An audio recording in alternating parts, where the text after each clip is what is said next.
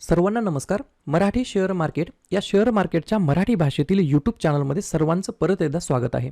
नवीन असाल, चॅनलला सबस्क्राईब नसेल केलं तर चॅनलला सबस्क्राईब करायला बिलकुल विसरू नका. ठीक आहे. जसं की तुम्हाला माहित आहे, शेअर मार्केट या संपूर्ण सिरीजमध्ये आपण या ठिकाणी महत्त्वाचे व्हिडिओ एका सिरीजमध्ये अपलोड करत आहोत. बरोबर. याच्या अगोदरचा जो काय आपण व्हिडिओ अपलोड केलेला आहे तो शेअर मार्केटमध्ये जे काही मिथ असतात, मिथ म्हणजे काय, गैरसमज, याच्यावरती आपण व्हिडिओ तयार केलेला आहे. तुम्हाला काय करायचं आहे, डायरेक्ट ट्रेडिंग शिकायची नाहीये, डायरेक्ट या ठिकाणी मार्केटमध्ये उतरायचं नाहीये. काय होतं, आपल्याला फाउंडेशनच या ठिकाणी मजबूत नाहीये, आपल्याला बेसिक शेअर मार्केटच माहिती नाहीये. बेसिक शेअर मार्केट कसं काम करतं, शेअर मार्केटमध्ये मेन टर्मिनॉलॉजी काय आहेत, शेअर मार्केटमध्ये कसं वाचायचं, या ठिकाणी वेगवेगळ्या स्कॅम्स पासून शेअर मार्केट नेमकं काय आहे, याच्यामध्ये कसं उतरायचं, पहिलं पाऊल काय, दुसरं पाऊल काय, या सर्व गोष्टी तुम्हाला अगदी बेसिक पासून शिकवण्यात येणार आहेत या सिरीजच्या माध्यमातून. बरोबर. तुम्हाला काय करायचं आहे, डायरेक्ट 5व्या व्हिडिओवर 10व्या व्हिडिओवर उडी मारायची नाहीये. पहिल्या व्हिडिओपासून दुसरा व्हिडिओ, तिसरा व्हिडिओ, चौथा व्हिडिओ, असा सिरीजमध्ये तुम्हाला या ठिकाणी ही पूर्ण सिरीज मराठी भाषेमध्ये अगदी फ्री ऑफ कॉस्ट असणार आहे. बरोबर. ही सिरीज तुम्हाला पाहायची आहे. सर्वात पहिला व्हिडिओ झाला आपला शेअर मार्केट म्हणजे काय, त्याच्यानंतर काय झालं, शेअर मार्केटमधील गैरसमज, आणि आजचा व्हिडिओ काय आहे आपला, शेअर मार्केटमधील जे काही स्कॅम्स असतात, हे स्कॅम्स नेमके काय असतात, हे स्कॅम कसे करतात, या स्कॅमपासून कसं वाचलं पाहिजे, स्कॅम होतोय किंवा स्कॅम कसा होतो हे कसं ओळखायचं, आपल्यापासून स्कॅम होणार आहे हे कधी ओळखायचं, स्कॅम आपल्यासोबत होऊ नये त्याच्यामुळे काय करायचं, या सगळ्या गोष्टी आपण या व्हिडिओच्या माध्यमातून शिकणार आहोत. अगदी या बेसिक गोष्टी शिकल्या नाही तर नंतर आपल्याला कन्फ्युजन होणार नाही. क्लिअर. जसं की तुम्ही बऱ्याच वेळेला ऐकता, काय ऐकता, की बाबा जादा परताव्याच्या आमिष दाखवून 11 कोटींना गंडा घातला. म्हणजेच काय, शेअर मार्केटमध्ये गुंतवणुकीच्या नावाने गंडा घातला. त्यानंतर पुण्याच्या शेअर मार्केटच्या नावाखाली 15 कोटींचा गंडा घातला. त्यानंतर निवृत्त अभियंत्याला 2 कोटीचा गंडा शेअर बाजारामध्ये गुंतवणुकीच्या नावाखाली. डोंबिवलीमध्ये शेअर मार्केटमध्ये घोटाळा, 1,23,00,000ची फसवणूक. अगदी म्हणजे असं नाही की न शिकलेलेच या ठिकाणी अडकतात, शिकलेले सुद्धा. एका डॉक्टर महिलेला या ठिकाणी शेअर मार्केटमध्ये परताव्याचे आमिष दाखवून 4.5 कोटींचा गंडा घातला. म्हणजे यावरून काय लक्षात येतं, की लोकांना झटपट श्रीमंत या ठिकाणी व्हायचं आहे, इन्स्टंट पैसा कमवायचा आहे, कोणालाच या ठिकाणी पेशन्स ठेवायचं नाहीये, कोणालाच हळूहळू श्रीमंत व्हायचं नाहीये. या गोष्टी तुम्हाला लक्षात ठेवायच्यात. या व्हिडिओमध्ये मी तुम्हाला गोष्टी सांगणार आहे. बरोबर.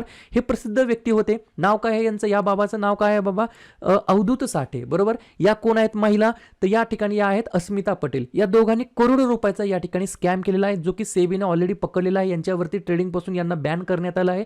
मग या गोष्टी का होतात, कशामुळे होतात, आपले साधी भोळी माणसं याच्यामध्ये का अडकतात, हे सगळ्या गोष्टी आपण या व्हिडिओमध्ये जाणून घेणार आहोत.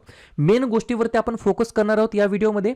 नेमके स्कॅम का होतात, त्यानंतर साधे भोळी माणसे का अडकतात, लवकर श्रीमंती म्हणजे नेमकं काय, आणि मोठे हे जे काही स्कॅम आहेत या स्कॅममधून आपण काय शिकावं, हे कसं वाचावं आपण या वेगवेगळ्या गोष्टीतून. आणि हे सगळे ऑनलाईन स्कॅम होतात शेअर मार्केटच्या रिलेटेड. बरोबर. लक्षात घ्या. मी तुम्हाला एक उदाहरण देतो, त्याच्यावरून मी तुम्हाला सांगतो की बाबा नेमकं कसं वाचायचं. तुम्हाला माहिती आहे 1992 मध्ये हर्षद मेहता घोटाळा झाला होता. नेमकं काय झालं होतं त्याच्यामध्ये, तर त्यानं काय केलं होतं, बँकेचे बनावट कागदपत्र वापरून हजारो कोटी रुपये शेअर मार्केटमध्ये आणले होते. आणि काय केलं होतं, तर काही शेअरच्या किमती कृत्रिमरित्या खूप वाढवल्या होत्या. म्हणजे ज्या शेअरची किंमत समजा 100 रुपये होती, ती डायरेक्ट 700 रुपये, 800 रुपये, 2000 रुपये अशी या ठिकाणी प्राइस पंप केली होती. बरोबर. आणि त्याच्यामध्ये काय झालं नुकसान, तर सामान्य गुंतवणूकदारांनी उशिरा प्रवेश केला. म्हणजे या ठिकाणी साधी गोष्ट, 100चा शेअर 500 होतो, 500चा 1000 होतो, तर सगळ्यांचं लक्ष केंद्रित होतं त्या ठिकाणी. मग काय करतात सामान्य गुंतवणूकदार, तेव्हा या ठिकाणी 700ला, 1000ला, 1200ला एंट्री घेतात. आणि मग पुन्हा 2000चा, 7000चा स्टॉक जेव्हा 7 रुपये, 10 रुपये, 200 रुपये, 400 रुपये येतो, तेव्हा काय होतं, तर बाजार मोठं कोसळतं आणि त्याच्यामुळे वेगवेगळ्या गुंतवणूकदारांना नुकसान होतं. बरोबर का नाही. मग याच्यातून आपल्याला काय शिकायला मिळालं, पहा. हा स्कॅम तर झाला 1992 मध्ये, पण आज 2026 आहे, आज देखील स्कॅम होतात, परंतु आपले रिटेल लोक याच्यापासून वाचत नाहीत. मग काय केलं पाहिजे, लक्षात घ्या. फक्त शेअर वेगाने वाढतोय, 100चा 150 होते, 150चा 200 होते, 200चा 500 होते म्हणून खरेदी करू नका. कंपनीचा व्यवसाय काय, व्यवसाय कंपनीचा नेमका बघा, कंपनीचा एखादा बिझनेस, तो बिझनेस नेमका काय करतो, साधी गोष्ट, याच्यावरती तुमचा फोकस पाहिजे. कंपनीच्या शेअरकडे तुमचं लक्ष नसलं पाहिजे, कंपनीच्या बिझनेसकडे लक्ष असलं पाहिजे. या कंपनीचा बिझनेस काय, हा बिझनेस मला समजतो का, या बिझनेसचा जो काही प्रोडक्ट आहे तो मी वापरतो का, हा प्रोडक्ट मी पुढचे 5 वर्ष 10 वर्ष वापरेल का, याच्यावरती तुमचं लक्ष केंद्रित पाहिजे. आणि काय, fear of missing out, FOMO, सगळे घेत आहेत, शेजाऱ्याने घेतला, पाजाऱ्याने घेतला, याने घेतला, त्याने घेतला म्हणून मी पण घेतो, असं बिलकुल करायचं नाहीये. बिझनेस समजत असेल तरच त्याच्यामध्ये गुंतवायचं. लक्षात घ्या, सत्यम स्कॅम झाला होता 7,000 कोटीचा, केतन पारेख स्कॅम झाला होता 40,000 कोटीचा, सहारा स्कॅम झाला होता 24,000 कोटीचा, शारदा चिट फंड स्कॅम झाला होता 2,000 कोटीच्या जवळपास, हर्षद मेहता स्कॅम झाला 5,000 कोटीच्या जवळपास, NSEL स्कॅम झाला होता 5,500 कोटीच्या जवळपास. या वेगवेगळ्या शेअर मार्केटच्या स्कॅममधून आपल्याला काय लक्षात येतं की या ठिकाणी जबाबदारपणे आपल्याला शेअर मार्केटमध्ये यायचं आहे, पावलं टाकायची आहेत. बेजबाबदारपणे बिलकुल गुंतवणूक करायची नाही, याच्या त्याच्या ऐकण्यावरून गुंतवणूक करायची नाही.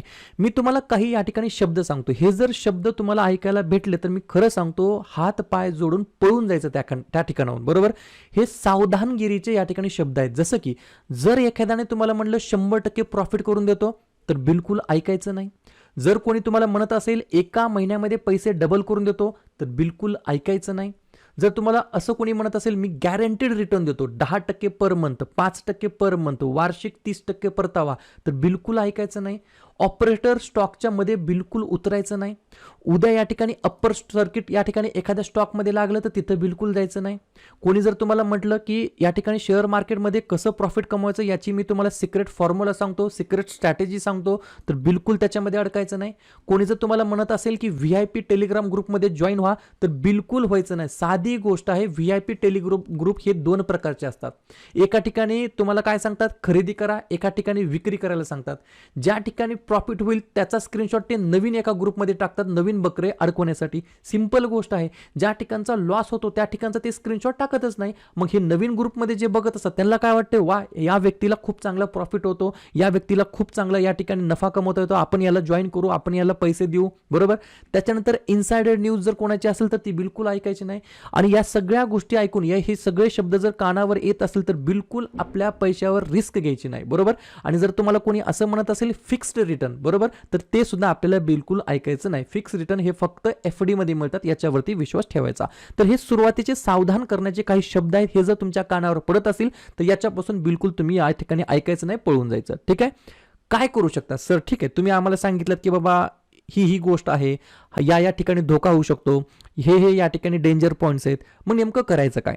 लक्षात घ्या, सेबी रजिस्टर्ड असलेले ब्रोकर जसं की angel one, Zerodha, Upstox, grow, बरोबर की नाही, यांच्याकडूनच अकाउंट ओपन करायचे. बाकीचे जे काही थर्ड पार्टीवाले अकाउंट्स असतात, बरोबर, तिथं अकाउंट उघडायचे नाही. त्याच्यानंतर OTP असेल, पासवर्ड असेल, पिन असेल, पॅन कार्डची माहिती असेल, ती कोणालाही शेअर करायची नाही. त्यानंतर 100% प्रॉफिट गॅरंटी जर कोणी म्हणत असेल तर त्याच्यावरती विश्वास ठेवायचा नाही, बरोबर.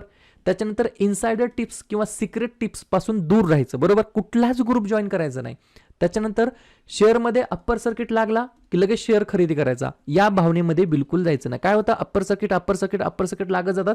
जेव्हा या ठिकाणी लोअर सर्किट लागतं तेव्हा आपल्याला एक्झिट करायला बिलकुल चान्स मिळत नाही. हा झाला पंप आणि डंप, या ठिकाणी या प्रकारचा हा प्रकार झाला. त्याच्यामुळे काय होतं, बिलकुल अशा प्रकारच्या स्कीम्समध्ये, अशा प्रकारच्या शेअर्समध्ये पैसे टाकायचे नाहीत, आपल्या हार्ड वर्क करून कमवलेले पैसे. स्वतः कंपनीचा अभ्यास करायचा. साधी गोष्ट आहे, मी तुम्हाला एक उदाहरण सांगतो.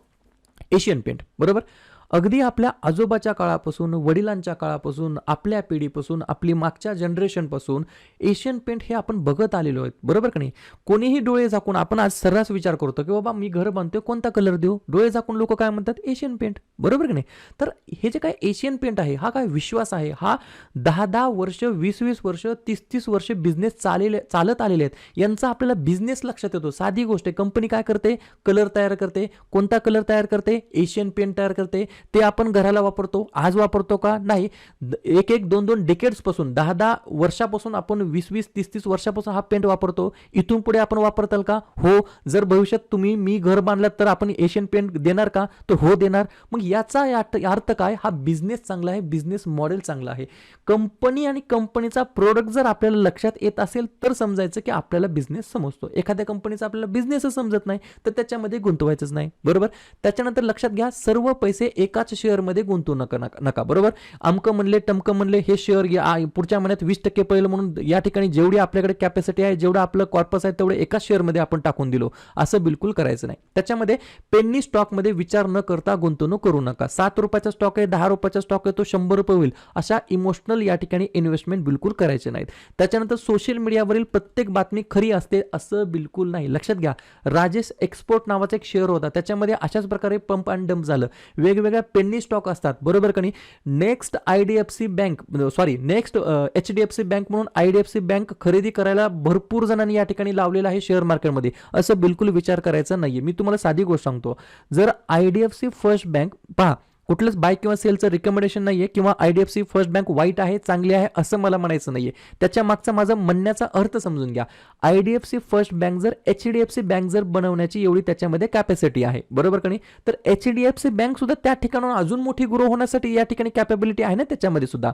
बरोबर का नाही. Suppose IDFC first bank HDFC झाली पण, बरोबर का नाही, तर HDFC बँक कुठे झाली याचा विचार तुम्ही करायला पाहिजे. बरोबर. त्याच्यामुळे सोशल मीडिया किंवा सोशल मीडिया ग्रुप्समध्ये बिलकुल या ठिकाणी जॉईन व्हायचं नाही. दर महिन्याला डीमॅट होल्डिंग तपासायची. बाबा नेमकं आपल्या डीमॅटमध्ये काय आहे, दररोज उघडून बघायचं नाही की आज काय झालं, उद्या काय झालं, 9:15 बघतो, 3:15 बघतो, 12 बघतो, संध्याकाळी बघतो, कोणी शनिवारी रविवारी सुद्धा ओपन करून बघतं. बरोबर. त्याच्यानंतर रिमोट ऍक्सेस कोणाला द्यायचं नाही. एनी डेस्क म्हणा किंवा टीम व्ह्यूवरच्या द्वारे कोणालाही ऍक्सेस द्यायचा नाही. ब्रोकरच्या अधिकृत अकाउंट शिवाय कोणालाही पैसे पाठवू नका. एंजल वन असेल, अपस्टॉक असेल, ग्रो असेल, जिरोदा असेल, यांच्याच डीमॅट अकाउंटला पैसे ऍड करायचे. बाकी तिसऱ्या त्रयस्थ व्यक्तीला या ठिकाणी पैसे पाठवायचे नाही. खूप चांगली संधी वाटत असेल तर अगोदर दोनदा विचार करा. काय होतं, आपण शेअर घ्यायच्या अगोदर बिलकुल विचार करत नाही, परंतु शेअर घेतल्याच्या नंतर त्या शेअरबद्दल आपण नाही तिथून बातमी शोधून काढतो. बरोबर की नाही. एखादा शेअर आपण घेतो पण आपण त्याला 10 मिनिट सुद्धा विचार करत नाही, परंतु शेअर घेतला की त्याच्यानंतर आपण 10 दिवस त्या शेअरबद्दल निसतं, या शेअरचं टार्गेट काय, या शेअरचं अनालिसिस काय, या शेअरबद्दल न्यूज काय, याच्याबद्दल आपण चर्चा करत बसतो. बरोबर. त्याच्यानंतर शेअर खरेदी करण्यापूर्वी एक्झिट प्लॅन तयार ठेवा. म्हणजे एखादा शेअर आपण 100ला खरेदी करतोय, नेमका आपल्याला बाहेर कुठे पडायचं, न्यूज बेसवर बिलकुल ट्रेडिंग करायची नाही. बाबा नाही 100ला घेतला, बघू आता कुठे जाते, बघू, समजा 100चा शेअर 70 रुपये आला तर पुन्हा आपली वैचारिक क्षमता काय होते, आपण काय म्हणतो, नाही आता आपला लॉंग टर्म आहे, असं बिलकुल विचार करायचा नाही. बरोबर. 100 घेतला, मला विकायचा कितीला, 120ला, तर 120ला गेल्या विकून टाकायचं. 120ला परत विचार नाही करायचा की आता तो 130 जाईल. बरोबर. साधी गोष्ट आहे. ठीक आहे. या गोष्टी तुम्हाला लक्षात ठेवायच्या शेअर मार्केटच्या बाबतीमध्ये. लक्षात घ्या, शेअर मार्केट काय आहे, हे स्कॅम कसे होतात याच्यावरती काही मूवीज सुद्धा ऑलरेडी निघालेल्या आहेत, जसं की स्कॅम 1992, बाजार आहे, द बिग बुल आहे, बरोबर, कॉर्पोरेट आहे, गाफला आहे. या अशा प्रकारचे तुम्ही या ठिकाणी जेव्हा वेळ भेटेल तेव्हा ते हे मूवीज तुम्ही पाहू शकता. याच्यातून आपल्याला या ठिकाणी लक्षात येतं की बाबा नेमकं कसं वाचायचं, कसे या ठिकाणी घोटाळे होत असतात. सिंपल मी तुम्हाला at the end of video मी तुम्हाला सांगतो. काय सांगतो, शेअर मार्केटमध्ये तुम्हाला यायचंय हे तर पक्का आहे. ठीक आहे. दुसरा प्रश्न तुम्हाला स्वतःला विचारा, किती पैसे मी शेअर मार्केटमध्ये टाकू शकतो. तिसरा प्रश्न विचारा, हे पैसे असे आहेत का, म्हणजेच मला म्हणण्याचा अर्थ काय, शेअर मार्केटमध्ये तुम्ही असेच पैसे टाका ज्या पैशाचं तुम्हाला येणाऱ्या 2 वर्ष 3 वर्ष काहीच काम नाही असं म्हणतोय मी. नाहीतर याच्याकडून उधार पाधार घेतले, टाकले 2 लाख रुपये, याच्याकडून पगार आलता, टाकले 2 लाख रुपये, तुला पुढच्या महिन्यात देतो म्हणून, असं बिलकुल करायचं नाही. बरोबर. ज्या पैशाची आपल्याला नियर कालावधीमध्ये या ठिकाणी गरज नाहीये, काही वर्षामध्ये त्या पैशाची आपल्याला गरज नाही, म्हणजे याचा माझा अर्थ सांगायचा आहे की शेअर एखादा खाली जरी आला तरी आपल्याला टेन्शन नाहीये. बरोबर. ट्रेडिंग वगैरे बिलकुल करायची नाही, FNO बिलकुल करायचं नाही. ज्या ठिकाणी सेबी स्वतः ऑब्झर्व्हर आहे या पूर्ण शेअर मार्केटचा, सेबी जेव्हा स्वतःच सांगत आहे की बाबांनो या ठिकाणी 90% 95% या ठिकाणी FNO करणारे या ठिकाणी पैसे लूज करतात, तर आपण कशाला धडपड करायची त्या 1% मध्ये 2% येण्यासाठी. बरोबर की नाही. साधी गोष्ट आहे, लॉंग टर्मसाठी इन्व्हेस्टमेंट करा किंवा सिंपल आहे स्विंग ट्रेडिंग करा. जशी ही सिरीज आपण पुढे घेऊन जाणार आहोत, ॲट दी एंड मी तुम्हाला स्विंग ट्रेडिंग सुद्धा या ठिकाणी खूप चांगल्या पद्धतीने मी शिकवणार आहे. क्लिअर. कसा वाटला व्हिडिओ नक्की कमेंट करून सांगा. व्हिडिओला लाईक करा, चॅनलला सबस्क्राईब करा आणि व्हिडिओ पाहिल्याबद्दल सर्वांचा अगदी मनापासून आभार आणि धन्यवाद.